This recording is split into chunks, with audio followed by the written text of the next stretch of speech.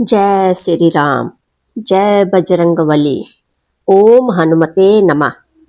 आज के इस पावन मंगलवार पर हम सुनेंगे मंगलकारी मंगलवार व्रत कथा, जो संकटों को दूर कर मनोकामना पूर्ण करती है। वीडियो को अंत तक जरूर देखें और श्री हनुमान जी का आशीर्वाद पाएं। हमारे चैनल को सब्सक्राइब करना न भूलें, ताकि धर्म और आस्था की ज्योत निरंतर जलती रहे। अब आइए हम प्रवेश करते हैं प्राचीन भारतवर्ष के उस स्वर्ण इतिहास में, जहां का वैभव आज की कथाओं में जीवित है। उस महान युग में एक अत्यंत समृद्धशाली और गौरवशाली राजा हुआ करता था, जिसका नाम था कुशल नगर। कुशल नगर केवल एक राज्य नहीं था, बल्कि वह साक्षात स्वर्ग का एक टुकड़ा था जो धरती पर उतर आया था। इस महान राज्य के वीर शिरोमणि, परम प्रताप और चक्रवर्ती सम्राट थे। राजा साहब की वीरता के किस्से दिशों में गूंजते थे, लेकिन उनकी सबसे बड़ी शक्ति उनका धर्म था। वो अत्यंत न्यायप्रिय, प्रजावत्सल्य और महान धर्मात्मा थे। उनके हृदय में अपनी प्रजा के लिए वही प्रेम था जो एक पिता का अपनी संतानों के लिए होता है। राजा साहब के राज्य में धर्म सर्वोपरि था। दृष्टि जाति वहां सुख और शांति का साम्राज्य दिखाई देता था। कुशल नगर की सीमाएं जहां तक लगती थी, वहां तक राजा के यश और उनके न्याय का गान होता था। प्रजा अपने राज्य में साक्षात ईश्वर का स्वरूप देखती थी। कुशल नगर का वातावरण इतना पवित्र था कि वहां के पशु पक्षी भी निर्भय होकर विचरण करते थे। इस विशाल और सुंदर राज्य के ठीक मध्य में इसकी आत्मा के रूप में पवन पुत्र हनुमान जी का एक भव्य और दिव्य मंदिर स्थित था। वह मंदिर कोई साधारण ढांचा नहीं था, बल्कि वह पूरे राज्य की सुरक्षा का केंद्र था। राजा का मानना था कि कुशल नगर की हर ईंट हनुमान जी के आशीर्वाद से टिकी है। राजा सांब की अर्धांगिनी रानी दीपशिखा साक्षात देवी लक्ष्मी का स्वरूप थी। वो जितनी सुंदर और रूपवती थी, उतनी ही गुणवती, मृदुभाषी और धार्मिक प्रवृत्ति की महिला थी। उन्होंने कभी भी राजसी सुखों को अपने अहंकार का कारण नहीं बनने दिया। वो पतिव्रता थी और राजा के हर कठिन निर्णय में उनकी शक्ति बनकर साथ निभाती थी। उनके दो नन्हे बालक थे, राजकुमार आदित्य और राजकुमार विजय। यह दोनों बालक राजा और रानी की आंखों के तारे थे। पूरा दिन राजमहल की गलियों में उनके खेलने और हंसने की आवाजें गूंजती रहती थी। राजा सांब जब भी राजकाज की थकान से चूर होकर महल लौटते, तो अपने इन दोनों पुत्रों की किलकारियां सुनकर उनका सारा तनाव पल भर में मिट जाता था।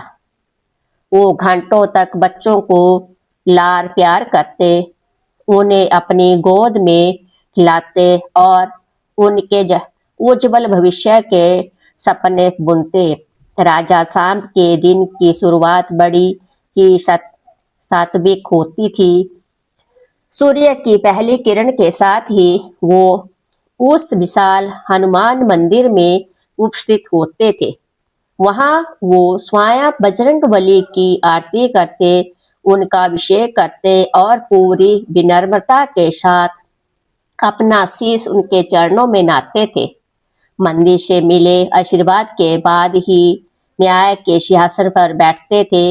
अद्भुत बात तो यह थी कि राजा सांब अपने हर जटिल फैसले से पहले आंखें बंद कर हनुमान जी का ध्यान करते और उनसे मार्गदर्शन मांगते थे। उनकी अटूट श्रद्धा का ही फल था कि उनके द्वारा किया गया न्याय कभी गलत नहीं होता था। हर पीड़ित का न्याय मिलता, पर हर अपराधी अपने कर्मों पर पछताव करता। परंतु प्रिय श्रोताग, जहाँ प्रकाश होता है वहाँ परछाई भी अपना स्थान खोज ही लेती है। जहाँ अपार सुख और भक्ति होती है वहाँ ईर्ष्या के विषैले नाग भी पलने लगते हैं। राज दरबार में कुछ ऐसे ही मंत्री थे जो ऊपर से तो राजा के हित के प्रति वफादारी का स्वांग रचते थे, लेकिन भीतर ही भीतर राजा की बढ़ती कीर्ति और उनका अटूट हनुमान भक्ति से जलते थे। वो राजा के न्याय और प्रजा के प्रति उनके प्रेम को सहन नहीं कर पाते थे। वो चाहते थे कि सत्ता उनके हाथ में हो, पर राजा के तेजस्वी व्यक्तित्व के सामने उनका मुंह कभी नहीं खुलता था। वो बस अवसर की तलाश में थे, एक ऐसे काले समय की प्रतीक्षा में जब वो इस हंसते खेलते राज परिवार को उजाड़ सके। धीरे धीरे समय बीतता गया और कुशल नगर की प्रशंसा तीनों लोकों में होने लगी। राजा सांब, रानी दीपशिखा और उनके दोनों पुत्र आदित्य और विजय एक पूर्ण और सुखी जीवन व्यतीत कर रहे थे। लेकिन विधि का विधान कुछ और ही था। कहते हैं कि जब सब कुछ अत्यंत शुभ और सुंदर चल रहा होता है तब काल का चक्कर अपनी गति बदल देता है। भाग्य की लकीरें अचानक मुड़ने लगती है और जीवन की परीक्षा शुरू हो जाती है।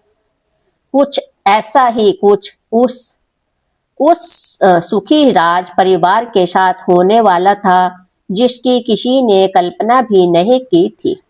एक दिन राजा सा हर दिन की तरह ब्रह्म मुहूर्त में उठे। उन्होंने हनुमान मंदिर जाकर दर्शन किए, दान पुण्य किया और फिर राज दरबार में आकर घंटों तक प्रजा की समस्याएं सुनी। दोपहर का समय था। राजा ने भोजन करने का निर्णय लिया। भोजन अत्यंत सात्विक और स्वादिष्ट था, जिसे रानी दीपशिखा की देखरेख में बनाया गया था। परंतु भोजन के कुछ ही क्षणों बाद अचानक राजा के मुख का रंग बदलने लगा। उनका शरीर कांपने लगा और वो अपने आसन पर ही निढाल होकर गिर पड़े।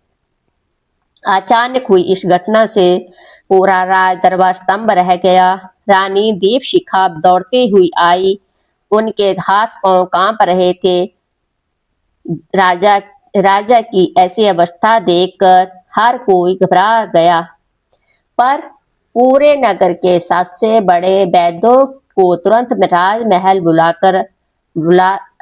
बुलाया गया। राजा को बिस्तर पर लिटाया गया। उसकी सांसें उखड़ रही थी।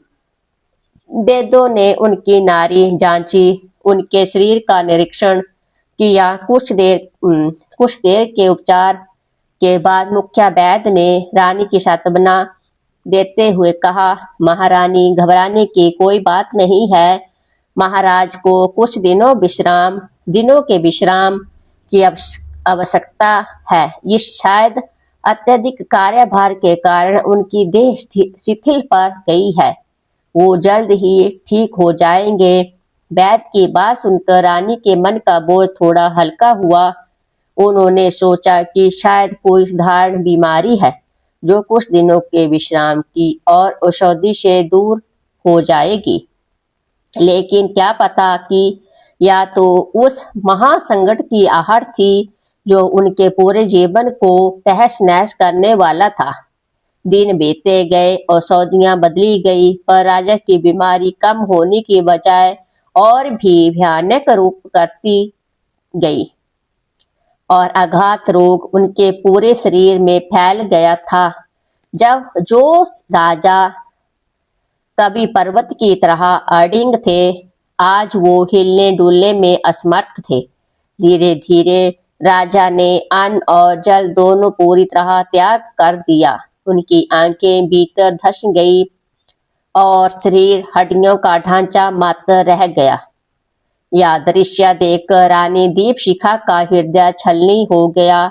वो दिन रात राजा के सिरहाने बैठी रहती, उनके माथे पर हाथ फेरती और अपनी आंखों से गिरते आंसुओं को रोक न पाती। वो अपने दोनों मासूम बच्चों आदित्य और विजय को अपनी गोदी में लेकर राजमहल के उसी हनुमान मंदिर की ओर देखती और पूछती, हे प्रभु, हे संकट मोचन, हमारे राजा को या क्या हो गया जो सदैव आपकी शरण में रहे, जो प्रजा का रक्षक रहा, आज वह स्वयं इस असह्य अवस्था में क्यों है। स्थिति हर बीतते पल के साथ गंभीर होती गई और अतः एक ऐसी काली रात आई जिससे कुशीनगर का भाग्य ही बदल दिया। राजा सांब की सांसों ने उनका साथ छोड़ दिया। भयानक बीमारी से जूझते हुए एक दिन उस महल महान सम्राट ने अपनी देह त्याग दी और इस संसार को छोड़कर अनंत यात्रा पर चले गए। राजा की मृत्यु की खबर जैसे ही नगर में फैली, पूरे कुशीनगर में मानो सन्नाटा पसर गया। प्रजा के भीतर हाहाकार मच गया। गलियों में, घरों में, बाजारों में, हर जगह केवल शोक की लहर थी। हर व्यक्ति की आंखों में आंसू थे, क्योंकि उन्होंने न केवल अपना राजा खोया था, बल्कि अपना पिता भी खो दिया था। लोग आपस में फुसफुसा रहे थे, आखिर अचानक क्या हो गया हमारे राजा को। वो तो हनुमान जी के इतने बड़े भक्त थे, फिर काल ने भी इतनी जल्दी क्यों छीन लिया। इधर रानी दीपशिखा और उनके दोनों पुत्रों के ऊपर विपत्ति का एक विशाल पहाड़ टूट पड़ा। जिस महल में कभी किलकारियां गूंजती थी, पर अब केवल सिसकियां सुनाई दे रही थी। रानी राजा की मृत्यु के कारण गहरी चिंता और शोक के अथाह सागर में डूब गई। उनके दोनों छोटे पुत्र भी उनके पिता के वियोग में व्याकुल थे। हालांकि वो इतने नासमझ थे कि मौत के इस क्रूर सच को पूरी तरह समझ नहीं पा रहे थे। वो बार बार अपनी माता से पूछते, माँ, पिताजी उठते क्यों नहीं, वो हमसे बात क्यों नहीं करते। रानी को अब दिन रात केवल यही चिंता खाई जा रही थी कि अब इस विशाल राज्य का क्या होगा, इसे कौन संभालेगा, क्योंकि उनके दोनों पुत्र अभी इतने छोटे थे कि वो राजपाट कर रहे थे। संकट की इस घड़ी में जहां चारों ओर गिद्ध की तरह नजरें गड़ाए शत्रु बैठे थे, वहां एक अकेली स्त्री और दो छोटे बालकों का भविष्य अंधकार में लग रहा था। प्रिय श्रोतागण, राजा सांब के देहावसान के बाद कुशल नगर का वैभव जैसे किसी की नजरों की भेंट चढ़ गया था। महल के प्रांगण में शंखनाद होता था। वहां अब मातम का सन्नाटा पसरा हुआ था।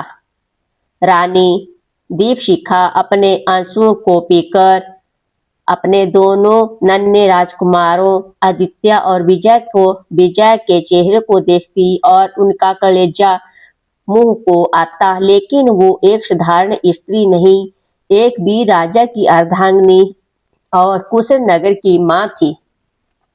उन्होंने देखा कि राजा के जाने के बाद प्रजा अनाथ महसूस कर रही है और राजकाज डगमगा रहा है। तब उन्होंने अपने हृदय पर पत्थर रखकर एक अत्यंत साहसी निर्णय लिया। उन्होंने निश्चय किया कि जब तक उनके दोनों पुत्र आदित्य और विजय इस विशाल राज्य का भार संभालने के योग्य नहीं हो जाते, तब तक वो स्वयं सिंहासन पर बैठेगी और न्याय की परंपरा को जीवित रखेगी। जिस दिन रानी दीपशिख का राज्याभिषेक हुआ, कुशल नगर की प्रजा के मुरझाए हुए चेहरों पर फिर से एक उम्मीद की किरण जागी। प्रजा को विश्वास था कि उनकी दयालु रानी राजा सांप के आदर्शों को भी मरने नहीं देगी। लेकिन दूसरी ओर जब राज दरबार के वो कपटी और चापलूस मंत्री वो वर्षों से अपनी महत्वाकांक्षा को दबाए बैठे थे, उनके भीतर ईर्ष्या की अग्नि धंधक उठी। वो मन ही मन राजा सांब से घृणा करते थे और अब एक स्त्री का शासन उन्हें चुभने लगा था। वो सोचते थे कि रानी इस तरह सिंहासन पर टिकी नहीं तो उनका राजपाट हटपने का सपना कभी पूरा नहीं होगा। उनके मन में केवल एक ही लक्ष्य था, कुशल नगर का सिंहासन, चाहे उसके लिए उन्हें निर्दोषों का रक्त ही क्यों ना बहाना पड़े। इन मंत्रियों ने गुप्त बैठकें करना शुरू कर दी। वो जानते थे कि जब तक राजकुमार आदित्य और राजकुमार विजय जीवित है, प्रजा कभी किसी और को राजा के रूप में स्वीकार नहीं करेगी। इसलिए उन्होंने एक अत्यंत क्रूर और हृदय विदारक योजना बनाई। उन्होंने सोचा कि रानी को रास्ते से हटाना कठिन होगा, लेकिन यदि इन दो राजकुमारों को ही समाप्त कर दिया जाए तो रानी भीतर से पूरी तरह टूट जाएगी और सत्ता छोड़ देगी। उनकी यह योजना इतनी भयानक थी कि उसे सुनकर किसी पत्थर दिल इंसान की रूह भी कांप जाए। वो उन मासूम बच्चों को निशाना बनाने की तैयारी कर रहे थे जिन्होंने अभी संसार का छल कपट देखा तक नहीं था। एक रात की बात है, जब पूरी प्रकृति गहरी निद्रा में लीन थी। कुशल नगर के आसमान पर काले बादलों का पहरा था और राजमहल में चारों ओर सन्नाटा पसरा हुआ था। रानी दीपशिखा अपने कक्ष में अपने दोनों राजकुमारों को अपने सीने से लगाकर सोई हुई थी। वो दोनों बालक अपनी मां की ममता की छाया से निश्चित होकर गहरी नींद में थे। आधी रात के समय जब पहरेदार भी ऊँघने लगे थे, वो जापलूस मंत्री कुछ क्रूर सिपाहियों के साथ दबे पांव रानी के कक्ष में प्रवेश कर गए। कक्ष में जाते हुए दिए की माध्यम रोशनी में उन मंत्रियों के चेहरे किसी राक्षस से कम नहीं लग रहे थे। उनकी मनसा दोनों राजकुमारों को उठाने की थी। वो धीरे धीरे से रानी के पलंग के पास पहुंचे। रानी दीपशिखा नींद में भी अपने बच्चों के प्रति संचेत थी।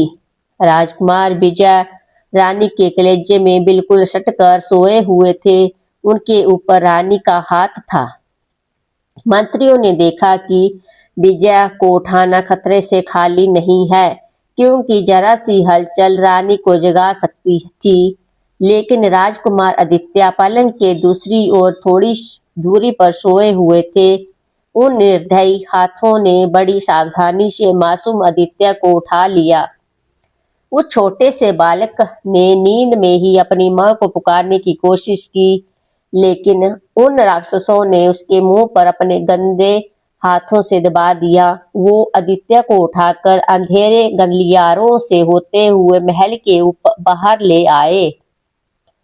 वह अबोध बालक आदित्य जो अभी ठीक से बोल भी नहीं पाता था, उन मंत्रियों को डरी हुई नजरों से देख रहा था। उसे क्या पता था कि जिन्हें वह अपने पिता का सहायक समझता था, वह वही आज उसके यमदूत बनकर आए हैं। महल से दूर एक सुनसान और वीरान स्थान पर उन मंत्रियों ने अपनी तलवारें निकाल ली। राजकुमार आदित्य की आंखों में भय के आंसू थे। वह हाथ जोड़कर अपनी जान की भीख मांगना चाहता था, लेकिन उन मंत्रियों के भीतर की मानवता मर चुकी थी। उन्होंने अत्यंत निर्दयी तरीके से उस नन्हे राजकुमार का प्रहार किया और उसे मौत के घाट उतार दिया। कुशल नगर का भविष्य उस रात लहूलुहान पड़ा था। अपने पाप को छिपाने के लिए उन्होंने राजकुमार के नन्हे शव को घर न सबको बाहर नगर की बाहरी सीमा तक पर एक निर्जन स्थान में गड्ढा खोद कर दफना दिया। सुबह जब सूर्य की पहली किरण ने कुशल नगर को छुआ तब तक रानी दीपशिखा की आंख खुली। उन्होंने अपने पास विजय को ना देखा, लेकिन आदित्य को स्थान खाली था। लेकिन रानी मन किसी अनहोनी की आशंका से कांप उठा। उन्होंने सोचा कि शायद आदित्य किसी दूसरे कक्ष में खेलने चला गया होगा। उन्होंने दासियों को बुलाया, पूरे राजमहल को कोना कोना छान मारा, लेकिन आदित्य कहीं नहीं मिला। रानी की घबराहट अब चीखों में बदलने लगी। वो पागलों की तरह महल के बगीचों, गलियारों और छतों पर दौड़ने लगी। वो चापलूस मंत्री भी रानी के पास आए और उनकी मदद करने के लिए समांग रचने लगे। वो ऐसे अभिनय कर रहे थे मानो उन्हें राजकुमार के गायब होने का कुछ दुख हो। कई दिनों तक नगर और आसपास के जंगलों में तलाशी अभियान चलाया गया। रानी में अन्न और जल का त्याग कर दिया था। उनकी आंखों के आंसू सूख चुके थे, उनका चेहरा पीला पड़ गया था। वो दिन रात हनुमान जी के मंदिर के सामने बैठी रहती और बस एक ही प्रार्थना करती है, हे बजरंगबली, मेरा लाल कहाँ है? वो छोटा सा बच्चा अकेले कैसे रह पाएगा? उसे वापस ले आओ प्रभु। लेकिन नियति का खेल बड़ा ही विचित्र होता है। अपराधी चाहे कितना ही चालाक क्यों ना हो विधाता उसके पापों का घड़ा भरने के बाद उसे उजागर जरूर करता है।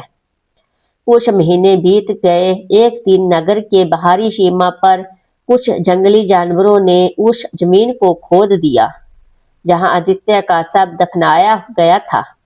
जब वहां से गुजर रहे कुछ नगरवासियों ने वह भीभत्स दृश्य देखा तो उनके पैरों तले जमीन खिसक गई। उन्होंने देखा कि मिट्टी के नीचे से राजसी वस्त्रों के टुकड़े और एक छोटे बालक के अवशेष निकल आए हैं। वह खबर बिजली की तरह पूरे नगर में फैल गई। जब यह सूचना राजमहल पहुंची तो रानी दीपशिखा उस स्थान की ओर नंगे पैर दौड़ पड़ी। वहां पहुंचते ही उन्होंने अपने पुत्र के उन वस्त्रों को पहचाना और उन्होंने स्वयं उसके लिए चुने थे। अब अपने लाल की यह दशा देख रानी के मुख से एक करुण चीख निकली और वो मूर्छित होकर गिर पड़ी। पूरे कुशल नगर में महत्व छा गया। प्रजा के बीच क्रोध की लहर दौड़ गई कि आखिर कौन इतना निर्दयी हो सकता है जिसने एक मासूम बच्चे की जान ले ली। कई महीने बीत गए लेकिन हत्यारों का पता नहीं चला। परंतु रानी दीपशिखा ने हार नहीं मानी थी। उन्होंने अपने सबसे विश्वास पात्र गुप्तचरों का इस काम में लगा दिया था। अतः सत्य सामने आ गया। एक रात मुख्य गुप्तचर ने रानी के पास आकर एक कड़वा सच बताया जिसे सुनकर रानी सत रह गई। गुप्तचर ने प्रमाणों के साथ सिद्ध कर दिया कि राजकुमार आदित्य की हत्या किसी और ने नहीं बल्कि उन्हीं मंत्री ने की थी जो राज दरबार में रानी के शुभचिंतक बैठे थे। रानी अभी इस सच को संभाल भी नहीं पाई थी कि उन मंत्रियों ने भनक लग गई कि उनका रहस्य खुल चुका है। वो जानते थे कि अब रानी उन्हें जीवित नहीं छोड़ेगी, इसलिए इससे पहले कि रानी कोई कदम उठाती उन मंत्रियों ने अपने वफादार सैनिकों के साथ मिलकर राजमहल पर अचानक आक्रमण कर दिया। महल के भीतर तलवारें खनाने लगी और खून की नदियां बहने लगी। रानी दीपशिखा ने देखा कि उनकी जान और दूसरे पुत्र विजय की जान अब खतरे में है। चारों ओर से दुश्मन उन्हें घेर रहे थे। अपनी ममता और बुद्धि का परिचय देते हुए रानी ने राजकुमार विजय को अपने सीने से लगाया। महल के एक गुप्त रास्ते से अंधेरी रात में नगर की ओर भाग निकले। पीछे कुशल नगर में उन दुष्ट मंत्रियों का तांडव शुरू हो गया। उन्होंने राजमहल पर कब्जा कर लिया और प्रजा पर भयानक अत्याचार करने लगे। उन्होंने सबसे पहला काम यह किया कि उस भव्य हनुमान मंदिर के पट बंद करवा दिए। पूरे नगर में पूजा पाठ, शंखनाद और धार्मिक अनुष्ठान पूरी तरह वर्जित कर दिए गए। प्रजा अपने पुराने राजा और रानी को याद करके छिप छिप कर रोती थी। उधर रानी दीपशिखा अपने पुत्र के साथ एक घने जंगल में पहुंच गई थी। उन्होंने अपनी पहचान पूरी तरह छिपा ली थी और एक फटे पुराने वस्त्र पहनते वाली भिखारी की तरह रहने लगी थी। वो एक नगर से दूसरे नगर भटकती, भीख मांगती और जो कुछ मिलता उससे अपने पुत्र विजय का पेट पालती। समय बीतता गया और रानी दीपशिखा एक ऐसे नगर में पहुंची जहां कोई उन्हें नहीं जानता था। वहां उन्होंने जंगल के किनारे एक छोटी सी कुटिया बनाई। वो दिन भर लोगों के घरों में जाकर छोटे मोटे काम करती या भीख मांगती ताकि उनका बेटा भूखा ना सोए। लेकिन दुख और संकटों का सिलसिला अभी थमा नहीं था। एक दिन उस नगर में एक बहुत बड़े और धनी सेठ का बच्चा अचानक गायब हो गया। पूरे नगर में हड़कंप मच गया। सेठ ने अपने सिपाहियों और नगरवासियों को इकट्ठा किया। लोग शक की नजरों में इधर उधर देखने लगे। तभी भीड़ की नजर उस रानी पर पड़ी जो एक फटे हुए भिखारी जैसी दिख रही थी और अपनी कुटिया में अपने बच्चे के साथ बैठी थी। नगरवासियों ने शोर मचाना शुरू कर दिया और औरत कुछ महीनों से यहाँ रह रही है। हमने इससे पहले कभी नहीं देखा। निश्चित ही इसी ने सेठ जी के बच्चों को चुराया होगा। रानी दीपशिखा डर के मारे कांपने लगी। उन्होंने हाथ जोड़कर बहुत विनती की, मैंने कुछ नहीं किया, मैं तो स्वयं एक अभागन माँ हूँ। लेकिन भीड़ ने उसकी एक ना सुनी। उन पर अत्याचार शुरू हो गया। उन्हें मारना पीटना शुरू कर दिया गया। रानी के जीवन में एक बार फिर दोनों का काला बादल गिरा आया था। लेकिन प्रिय श्रोतागण, उस समय की कल्पना कीजिए जब एक राज्य की महारानी जिसने कभी मखमल के बिछौनों पर विश्राम किया था, आज धूल और मिट्टी से सनी हुई एक उग्र के बीच घिरी खड़ी थी। वह सेठ जिसका बच्चा चोरी हुआ था, क्रोध में अंधा हो चुका था। उसने चिल्लाकर कहा, मारो इस ढोंगी औरत को, यह भिखारी का वेश बनाकर हमारे बच्चों को चुराने आई है। इसे तब तक मारो जब तक यह सच ना उगल दे कि मेरा लाल कहाँ है। पत्थरों और लाठियों की बिछोर शुरू हो गई। रानी दीपशिखा ने अपने नन्हे पुत्र विजय को अपने आंचल में ऐसे छिपा लिया जैसे एक पक्षी अपने चूजे को बांस से बचाता है। हर प्रहार रानी की देह पर हो रहा था, लेकिन उनके मुख से केवल एक ही शब्द निकल रहा था, जय बजरंगबली, रक्षा करो प्रभु। उनकी पीठ नीली पड़ गई, माथे से रक्त की धार बहने लगी, पर उनकी ममता ने विजय पर एक खरोच भी नहीं आने दी। भीड़ की क्रूरता ऐसा लग रहा था कि मानो मानवता पूरी तरह मर चुकी हो। अंत में अधमरी अवस्था में रानी को उनके पुत्र सहित घसीटते हुए नगर के बाहर एक काल कोठरी जैसे अंधेरे कमरे में डाल दिया। प्रिय श्रोतांग, वो रात रानी दीपशिखा के जीवन की सबसे लंबी और काली रात थी। काल कोठरी की दीवारों से सीलन टपक रही थी। ना खाने को अन्न का दाना था, ना पीने को जल। ना विजय भूख और डर के मारे रो रहा था। रानी के पास उसे देने के लिए केवल अपने आंसू थे। उस समय रानी के मन में एक पल के लिए विचार आया कि वह क्या वास्तव में ईश्वर है। उन्होंने सोचा, हे पवन पुत्र, मेरे पति आपकी भक्ति में लीन रहे, फिर भी उनकी ऐसी मृत्यु हुई। मेरा एक पुत्र छीन लिया, मेरा राज्य लूट गया और आज मुझ पर यह झूठा कलंक। क्या यही भक्ति आपकी भक्ति का फल है? परंतु अब अगले ही क्षण उनके भीतर से एक आवाज आई, नहीं, यह प्रभु की परीक्षा है। उन्हें याद आया कि उनके पति राजा शाह हमेशा कहते थे, हनुमान जी अपने भक्तों को कभी गिरने नहीं देते, वो केवल उसे तापकर कूदन बनाते हैं।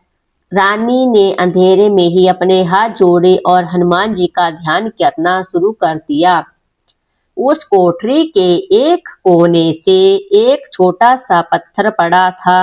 रानी ने उसे ही हनुमान जी का स्वरूप मान लिया और अपने आंचल से उसे साफ किया। उनकी आंखों से बहते आंसुओं ने उस पत्थर का अभिषेक कर दिया। संयोग से वह दिन सोमवार की रात थी और अगला दिन मंगलवार का था।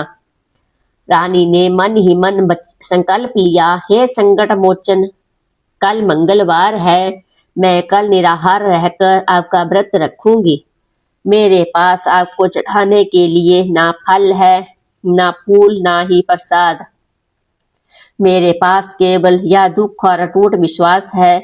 यदि मैं आपकी सच्ची भक्त हूँ तो मेरे इस कलंक को धो दीजिए और मेरे पुत्र की रक्षा कीजिए। अगले दिन मंगलवार की सुबह पूरे परिवार में सेठ के बच्चे की खोज जारी थी, लेकिन उसका कहीं अता पता नहीं था। इधर काल कोठरी में रानी दीपशिखा की स्थिति और भी बिगड़ने लगी थी। भूख और चोटों के कारण उनका शरीर छोड़ रहा था, लेकिन उनकी जिह्वा पर निरंतर हनुमान चालीसा का पाठ चल रहा था। उन्होंने अपने पुत्र विजय को भी यही सिखाया कि बेटा, डरना मत, हनुमान जी हमारे साथ है। उसी दोपहर उस नगर में एक चमत्कार हुआ। वो सेठ जो रानी पर अत्याचार कर रहा था, अचानक अपने घर के आंगन में चीखने लगा। उसे ऐसा महसूस हो रहा था कि मानो उसके पूरे शरीर में आग लग गई हो। उसकी आंखों के सामने भयानक दृश्य आने लगे। उससे देखा कि एक विशाल बानर स्वरूप देवता उसकी छाती पर हाथ रखकर खड़े है और कह रहे हैं, दुष्ट, तूने एक निर्दोष माँ और एक साध्वी स्त्री पर हाथ उठाया है। जिस बच्चे के लिए तू उसे तड़फा रहा है, वह बच्चा तेरे ही घर की गुप्त तहखाने में गलती से बंद हो गया है, जिसे तूने ही कल शराब के नशे में बंद किया था। सेठ पसीने पसीने होकर उठा और पागलों की तरह अपने तहखाने की ओर दौड़ा। जैसे ही उसने भारी दरवाजा खोला, उसका पुत्र भीतर बेसुध पड़ा था। बच्चे को जीवित पाकर सेठ की खुशी का ठिकाना न था, लेकिन साथ ही उसे उस महापाप का एहसास हुआ जो उसने रानी के साथ किया था। वह पश्चाताप की अग्नि में जलने लगा। उसने तुरंत नगरवासियों को इकट्ठा किया और भागता हुआ उस काल कोठरी के पास पहुंचा। जहां कोठरी का दरवाजा खुला तो वहां एक दृश्य देखकर उसकी आंखें भर आई। रानी दीपशिखा भूख से बेहाल होने के बावजूद उस पत्थर के सामने हाथ जोड़े बैठी थी और नन्हा विजय उनके पास शांत सोया था। सेठ रानी के चरणों में गिर पड़ा और फूट फूट कर रोने लगा। हे देवी, मुझे क्षमा कर दो, मैं अंधा हो गया था। मैंने एक साक्षात लक्ष्मी पर हाथ उठाया। आप निर्दोष है, मेरा पुत्र मिल गया है। मैं पूरे नगर में रानी को की जय जयकार होने लगी। जो लोग कल पत्थर मार रहे हैं थे, आज वो फल और मिठाइयां लेकर खड़े थे। सेठ ने रानी को अपने महल में चलने को कहा, आग्रह किया, लेकिन रानी विनम्रता से मना कर दिया। उन्होंने सेठ से कहा, मुझे धन या महल नहीं चाहिए। आज मंगलवार है, मेरा व्रत है, बस मुझे हनुमान जी के मंदिर जाने की अनुमति दे और प्रभु का प्रसाद दिला दे। रानी दीपशिखा उस नगर के हनुमान मंदिर पहुंची। वहां उन्होंने पूर्ण विधि विधान से पूजा की। यह उनके जीवन का पहला ऐसा मंगलवार व्रत था जो उन्होंने पूर्ण अभाव से शुरू किया था, लेकिन जिसका परिणाम पूर्ण विश्वास के रूप में मिला। मंदिर के पुजारी ने जब रानी के तेजस्वी मुख और उनके धैर्य की गाथा सुनी तो उन्हें आभास हो गया कि यह कोई साधारण भिखारी नहीं है। फिर स्रोतांग रायही से रानी के जीवन का नया अध्याय शुरू हुआ। उन्होंने उसी नगर के पास एक छोटी सी कुटिया में रहना शुरू किया, लेकिन अब वो अकेली नहीं थी, पूरा नगर उनका सम्मान करता था। रानी ने निश्चय किया कि वो प्रत्येक मंगलवार को हनुमान जी की कथा सुनेगी और व्रत रखेगी। धीरे धीरे उनकी ख्याति दूर दूर तक फैलने लगी। लोग अपने दुखों का निवारण पाने के लिए रानी के पास आने लगे, लेकिन कुशल नगर में अभी भी अंधकार छाया हुआ था। वो दुष्ट अभी भी प्रजा का खून चूस रहे थे। रानी के मन में अपने राज्य को मुक्त कराने की इच्छा तो थी, उनके पास ना सेना थी और ना ही साधन। वहीं उस बस बजरंगबली की गदा पर भरोसा था। विजय अब धीरे धीरे बड़ा हो रहा था और उन्हें रानी को छिपकर अस्त्र शस्त्र की शिक्षा देने लगी थी। वो उसे याद दिलाती थी कि वह एक चक्रवर्ती सम्राट का पुत्र है और उसका जन्म केवल भीख मांगने के लिए नहीं, बल्कि धर्म की स्थापना के लिए हुआ है। एक दिन जब रानी मंगलवार का व्रत कर रही थी, अब उनके सपने में स्वयं हनुमान जी आए। उन्होंने रानी से कहा, पुत्री, धैर्य का फल मीठा होता है। तेरा वनवास अब समाप्त होने की ओर है, पर याद रख, असली युद्ध शस्त्रों से नहीं, शस्त्र और संकल्प से लिया जाता है। अपने पुत्र को तैयार कर, क्योंकि कौशल नगर की मिट्टी अपने असली उत्तराधिकारी को पुकार रही है। प्रिया श्रोतांग, समय की गति निराली है, यह कभी किसी के लिए नहीं रुकती, चाहे वो महलों में रहने वाला राजा हो या कुटिया में रहने वाली एक अभागन माँ। जंगल की उस छोटी सी कुटिया में दिन महीने बने और महीने साल। राजकुमार विजय, जो कभी अपनी माँ के आंचल में छिपकर रोया करता था, अब एक ओजस्वी और प्रभावशाली युवक बन चुका था।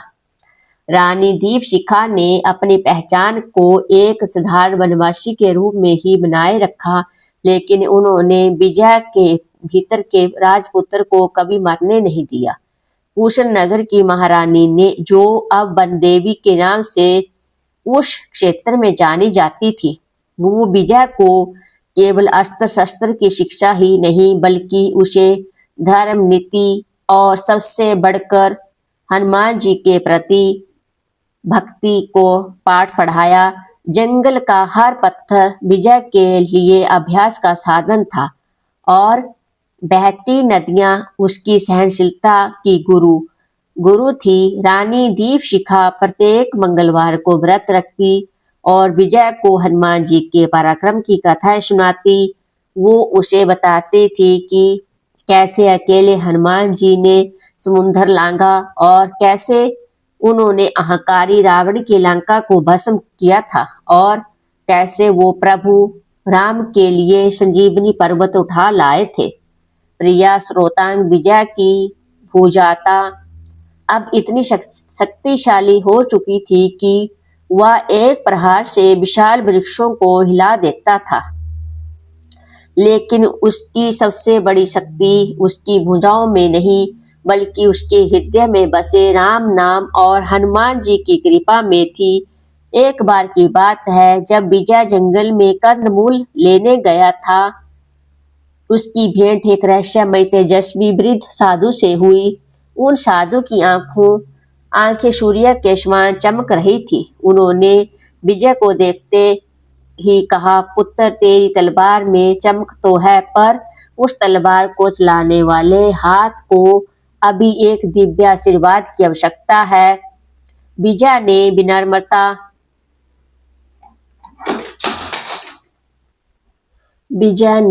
विनम्रता से उन साधु के चरण छुए। साधु ने विजय को एक गुप्त स्थान पर ले जाकर हनुमान जी की एक ऐसी गुप्त उपासना और विद्या सिखाई जो केवल सच्चे भक्तों को ही प्राप्त होती है। उन्होंने कहा, विजय, जब तक तेरा मन शांत है और तेरा उद्देश्य धर्म की रक्षा है, तब तक संसार की कोई भी शक्ति तुझे पराजित नहीं कर पाएगी। याद रख, तेरी लड़ाई उन मंत्रियों से नहीं है, बल्कि उस अधर्म से है जिसने कुशल नगर को जलाकर रखा है। कई महीनों तक विजय ने उन साधु की सानिध्य में रहकर कठिन तपस्या और युद्ध कला का अभ्यास किया। इधर रानी दीपशिखा ने अब वह समय निकट आता देख विजय को उसके अतीत का पूरा सच बताने का निर्णय लिया।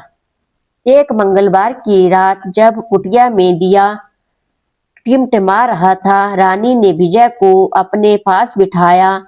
उनकी आंखों में आंसू भर आए जब उन्होंने बताया कि कैसे उनके पिता राजा सांब को षड्यंत्र से मारा गया, कैसे उनके नन्हे भाई आदित्य को उन दरिंदों ने मौत के घाट उतार दिया और कैसे वो अपनी जान बचाकर दर दर की ठोकरें खाने को मजबूर हुई।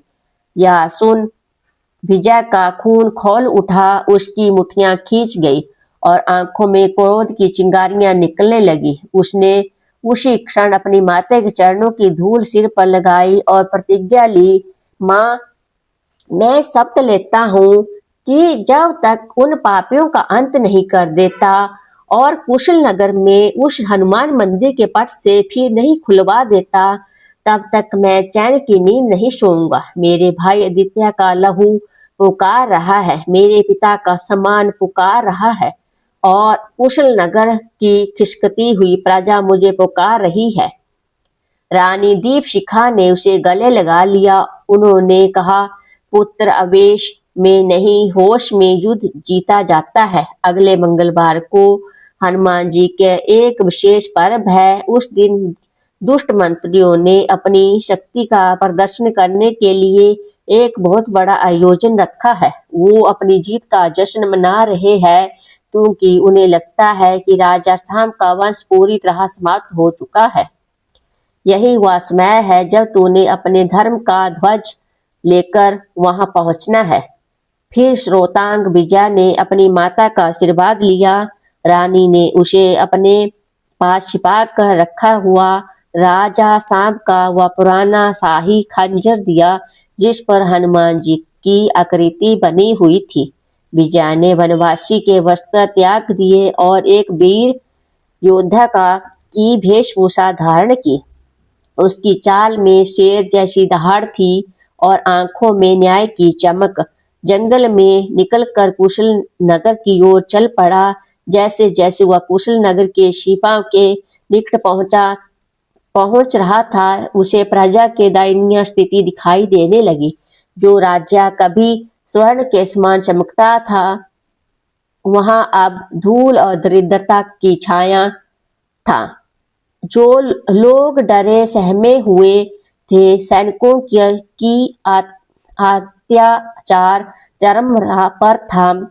विजय देख के हनुमान जी के वह भव्य मंदिर जहां कभी हजारों दीप जलते थे, आज वहां जाले लगे हुए थे और भारी जंजीरें लटकी हुई थी। यह देखकर विजय का हृदय विदर हो गया। उसने मन ही मन कहा, हे बजरंगबली, मुझे शक्ति दे। आज आपका यह पुत्र इन जंजीरों को तोड़ने आया है। विजय ने नगर में प्रवेश किया। किसी ने उसे नहीं पहचाना क्योंकि वर्षों बाद वह पूरी तरह बदल चुका था। वह सीधा उस नगर की ओर बढ़ा जहां वह भ्रष्ट मंत्री ऊंचे आसन पर बैठकर मंद्रा और आमोद प्रमोद में डूबे हुए थे। वो मंत्री अपनी प्रजा की लाचारी पर हंस रहे थे। तभी तोड़ को चिरता हुआ एक तेजस्वी युवक उसके सामने आकर खड़ा हो गया। उसकी उपस्थिति मात्र से पूरी सभा में सन्नाटा पसर गया। उन मंत्रियों के सेनापति ने चिल्लाकर पूछा, कौन है तू? इस सभा में बिना अनुमति आने का दुस्साहस कैसे किया? विजया ने अपनी गंभीर आवाज में कहा, मैं कुशल नगर का वह अतीत हूँ जिसे तुमने दफनाने की कोशिश की थी। मैं उस धर्म की आवाज हूँ जिसे तुमने दबाने का प्रयास किया। मैं राजा सा का पुत्र और इस सिंहासन का असली उत्तराधिकारी विजय हूँ। विजय का नाम सुनते ही मंत्रियों के हाथों से मंद्रा के पात्र गिर गए। उनके चेहरों की हवाइयां उड़ने लगी। मुख्यमंत्री जिसने आदित्य को मारा था वह पागलों की तरह हंसने लगा और बोला, राजा का बेटा तो वर्षों पहले ही जंगली जानवरों का भोजन बन गया होगा या कोई बहरूपिया है। सैनिकों, इसे अभी इसी वक्त बंदी बना लो और इसका सिर धड़ से अलग कर दो। हजारों सैनिकों ने विजय को चारों ओर से घेर लिया। तलवारें खींच गई। प्रजा दूर खड़ी कांप रही थी, लेकिन विजय के चेहरे पर डर का एक भी निशान नहीं था। उसने अपनी आंखें बंद की, हनुमान जी का ध्यान किया और एक गगन भेदी जय घोष किया, जय श्री राम, जय बजरंगबली। प्रिय श्रोतांग, वह दृश्य ऐसा था जिसे देखकर कुशल नगर की धरती भी कांप उठी। 1000 शस्त्रों से लैस क्रूर सैनिक थे और दूसरी ओर अकेले राजकुमार विजय, जिनके पास केवल अपनी माता का आशीर्वाद और हृदय में बजरंगबली का नाम था। जैसे ही मुख्यमंत्री ने आदेश दिया, सैनिक भूखे भेड़ियों की तरह विजय पर झपट पड़े। चारों तरफ तलवारों की खनखनाहट और चीख पुकार मच गई। लेकिन क्या जैसे ही पहली तलवार विजय के करीब पहुंची, एक तीव्र गर्जना हुई, जैसे कहीं बिजली कड़की हो। विजय के शरीर में एक अद्भुत ऊर्जा का संचार होने लगा। उनकी भुजाएं सामान्य से अधिक शक्तिशाली प्रतीत होने लगी। उन्होंने शत्रुओं की तलवारों को तिनके की तरह तोड़ना शुरू कर दिया। वो जिस ओर भी मुड़ते वहां शत्रुओं की पंक्तियां छिन्न भिन्न हो जाती। विजय की लड़ने की शैली साधारण नहीं थी। उनके हर प्रहार में पवन पुत्र हनुमान की गति और महाबली भीम जैसा एक बल दिखाई दे रहा था। सभा में उपस्थित लोग संदिग्ध थे। उन्हें ऐसा लग रहा था मानो स्वयं हनुमान जी का दृश्य रूप में विजय की रक्षा कर रहे हो और उनकी गदा का प्रहार शत्रुओं पर हो रहा हो। प्रिय श्रोतांग, जैसे जैसे युद्ध भीषण होता गया, आसमान में काले बादल छा गए और धूल भरी तेज आंधी चलने लगी।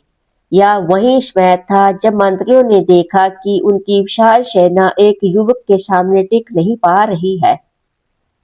उन्होंने अपने सबसे क्रूर सेनापति को आगे भेजा, जो अपनी निर्धनता के लिए कुख्यात था।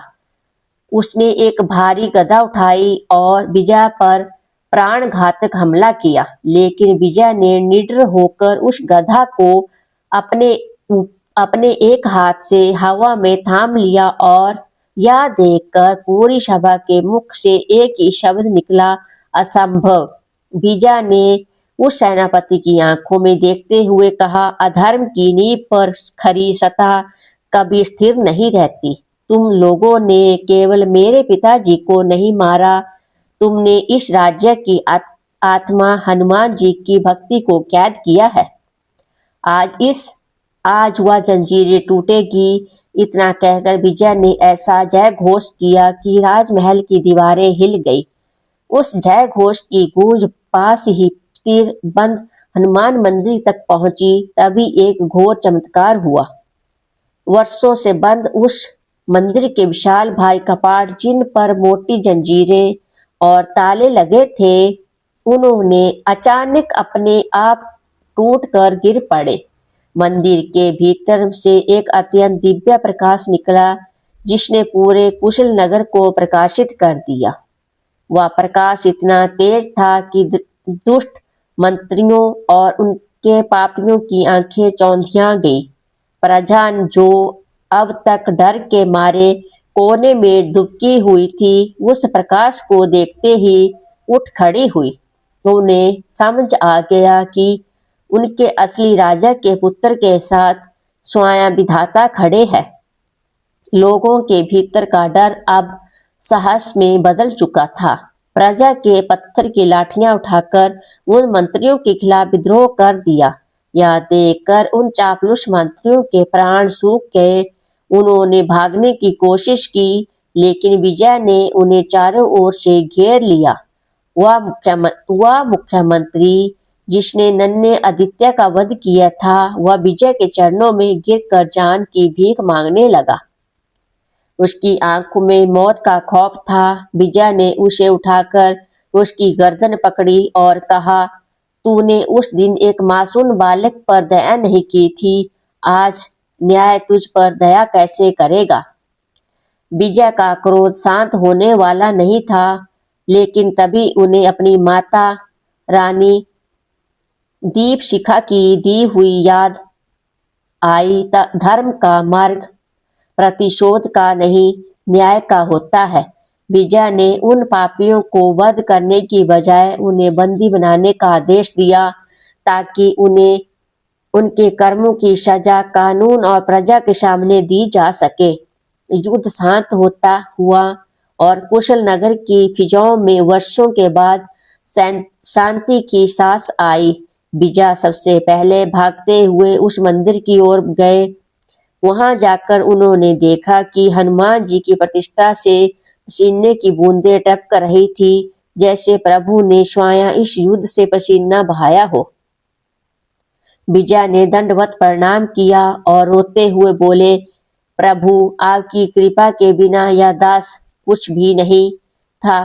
प्रिय श्रोतांग, उस नगर की सीमा से एक धूल भरी राह पर एक वृद्ध महिला फटे वस्त्रों में आती दिखाई दी। वह कोई और नहीं, रानी दीपशिखा थी। जब प्रजा ने अपनी रानी को पहचान लिया तो पूरा नगर उनके चरणों में बिछ गया। रानी सीधे मंदिर पहुंची और अपने पुत्र को गले लगा लिया। वह दृश्य इतना मार्मिक था, इतना धार्मिक था कि वह उपस्थित हर व्यक्ति की आंखें नम हो गई। रानी जी हनुमान जी की प्रतिमा की ओर देखा और कहा, हे करुणा सिंधु, आपने अपनी इस दासी का सुहाग छीने जाने के बाद भी मेरा विश्वास नहीं टूटने दिया।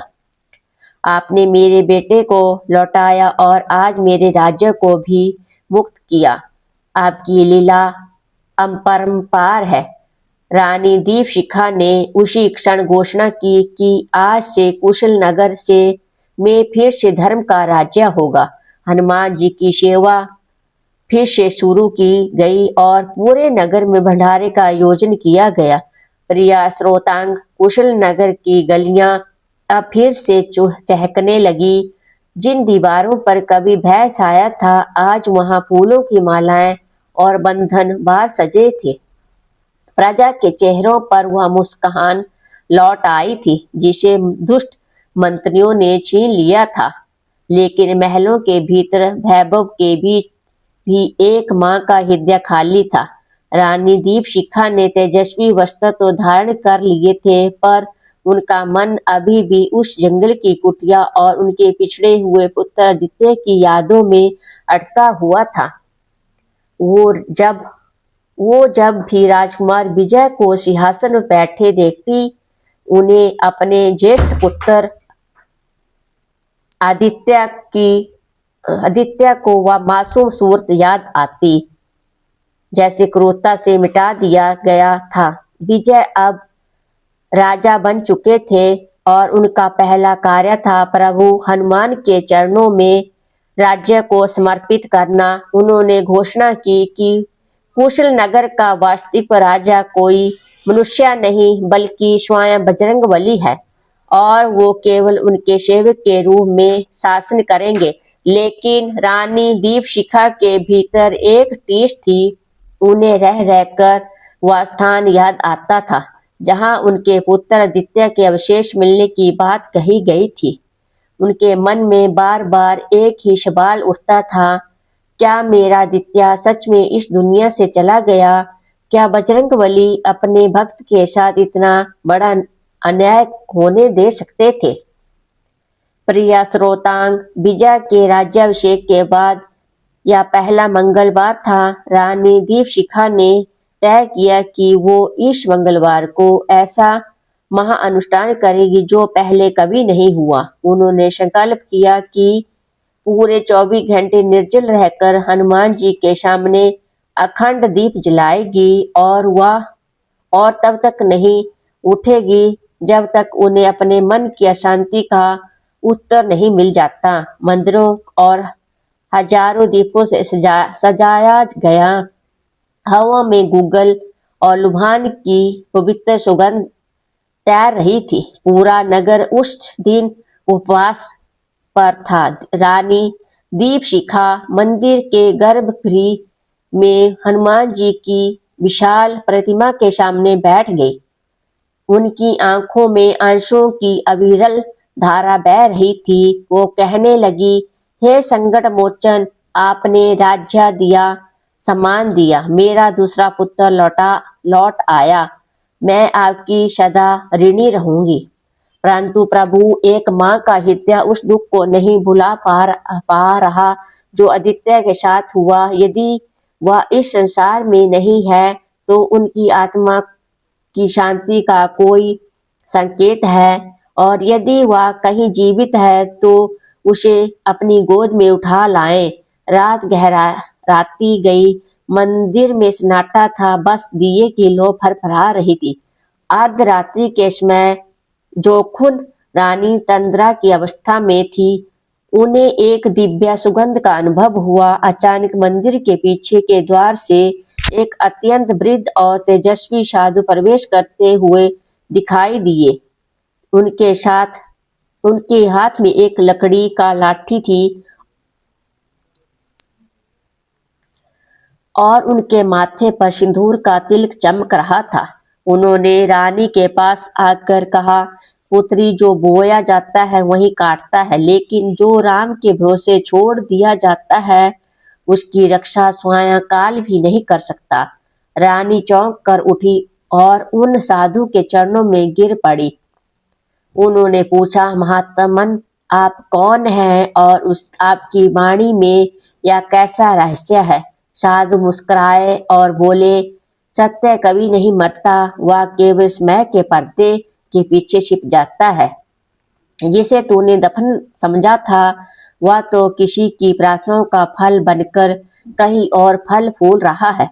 जा उस स्थान पर फिर से जा जहां तुझे तेरे पुत्र का अवशेष मिले थे। वहां की मिट्टी आज भी एक सच को सीने में दबाए बैठी है। इतना कहकर वो साधु पलक झपकते हुए मंदिर के अंधकार में कहीं ओझल हो गए। रानी दीपशिखा के शरीर में बिजली सी दौड़ गई। उन्होंने तुरंत विजय को बुलाया और सैनिकों के साथ उसी स्थान की ओर चल दी जहां वर्षों पहले आदित्य का शव मिलने की खबर आई थी।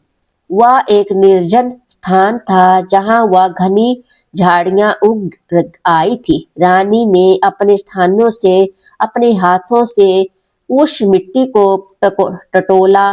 तभी उन्हें वहां मिट्टी के नीचे दबा हुआ एक धातु का ताबीज मिला। यह वह ताबीज था जो राजा साम ने आदित्य के जन्म पर उसे पहनाया था, लेकिन ताबीज तो मिला पर वहां कोई अस्थियां या अवशेष नहीं थे। प्रिय श्रोतांग, यहीं से कथा एक मोड़ लेती है जिसे सुनकर आपके रोंगटे खड़े हो जाएंगे। रानी को समझ आ गया कि उस समय मंत्रियों ने किसी और के वस्त्र वहां डालकर उन्हें भ्रमित किया था, लेकिन संभाल लिया था कि आदित्य वहां नहीं था। तो वह कहाँ गया? उसी समय दूर से एक एक घोड़ों की टाक सुनाई दी। एक पड़ोसी राज्य का दूत संदेश लेकर आया। उसे दूत ने बताया कि उनके राज्य के एक महान ऋषि के आश्रम में एक युवक रहता है जो वर्षों पहले जंगल में घायल अवस्था में मिला था। उसे अपनी पहचान याद नहीं थी, लेकिन उसके सीने पर हनुमान जी का चिन्ह बना हुआ था और वह समय कुशल नगर का नाम अनजाने में लेता था। दूत ने बताया कि जैसे ही कुशल नगर के मुक्त होने और राजा विजय के राज्याभिषेक की खबर वहां पहुंची, उस युवक की स्मृति धीरे धीरे वापस आने लगी। रानी दीपशिखा का हृदय जोर जोर से धड़कने लगा। उनकी आत्मा चिल्लाकर कह रही थी कि वही मेरा आदित्य है, मेरा ज्येष्ठ पुत्र जीवित है। रानी और विजय बिना एक पल गवाए उस आश्रम की ओर चल दी। जब वो आश्रम पहुंचे तो एक तेजस्वी युवक हनुमान जी की सेवा में लीन था। जैसे ही उसकी नजर रानी दीपशिखा पर पड़ी, उनकी आंखों में पहचान की झमक उठी। वहां दीप दौड़ कर आया और रानी के चरणों में गिरकर केवल एक शब्द बोला, माँ। वह दृश्य देखकर वह उस उपस्थित हर व्यक्ति रो पड़ा। हनुमान जी ने उस रात उन्हें नन्हे आदित्य की रक्षा की थी। जब मंत्रियों ने उसे मारा था, वह मारा नहीं बल्कि केवल मूर्छित हुआ था और एक दयालु ऋषि ने उसे बचा लिया था। प्रिय श्रोतांग, वो दिन कुशल नगर के इतिहास में स्वर्ण अक्षरों में लिखा जाने वाला था। आकाश से पुष्पों की वर्षा हो रही थी और नगर का प्रत्येक कोना शंखनाद और मृदंग की ध्वनियों से गूंज रहा था। रानी दीपशिखा अपने दोनों तेजस्वी पुत्रों आदित्य और विजय के साथ जब नगर की सीमा में प्रवेश कर रही थी तो प्रजा की आंखों से हर्ष के आंसू थम नहीं रहे थे। वर्षों पहले जिस राजकुमार आदित्य को मृत मानकर शोक मनाया गया था, उससे जीवित और साक्षात हनुमान जी की कृपा का प्रतीक बनकर लौटते देख लोगों को अपनी आंखों पर विश्वास नहीं हो रहा था। आदित्य और विजय दोनों भाई जब साथ चलते थे तो ऐसा प्रतीत होता था मानो साक्षात राम और लक्ष्मण की जोड़ी हो धरती पर उतर आई हो। आदित्य के स्वभाव में अपने पिता राजा साम जैसी गंभीरता और न्यायप्रिय थी, तो विजय के भीतर हनुमान जी जैसा अदम्य साहस और भक्ति। रानी दीपशिखा का मस्तक आज गर्व से ऊंचा था। उन्होंने सबसे पहले अपने पुत्रों को उसी हनुमान मंदिर में ले जाकर माथा टेकने को कहा। मंदिर के भीतर पहुंचकर तीनों ने बजरंगबली की प्रतिमा के सामने दंडवत प्रणाम किया। उस दिन मंदिर की ज्योत इतनी प्रज्वलित थी जैसे स्वयं हनुमान जी अपनी मुस्कान से पूरे राज्य को अभिषेक दे रहे हो। प्रिय श्रोतांग, अब समय था कि उस अंतिम न्याय का जिसके बिना धर्म को स्थापना अधूरी थी। उन पापी मंत्रियों को जिन्होंने राज्य को लूटा था और निर्दोष का रक्त बहाया था। राज दरबार ने जंजीरों में जाकर कर भेष किया। वो मंत्री जी कभी अहंकार के नशे में चूर थे, आज धूल चाट रहे थे।